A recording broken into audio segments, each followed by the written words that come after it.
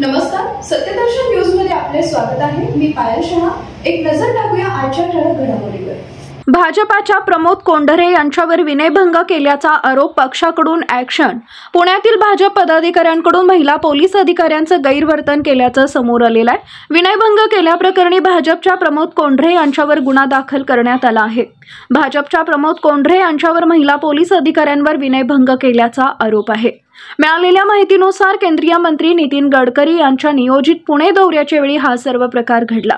सोमवारी एका कार्यक्रमाच्या निमित्ताने नितीन गडकरी पुण्यात येणार होते।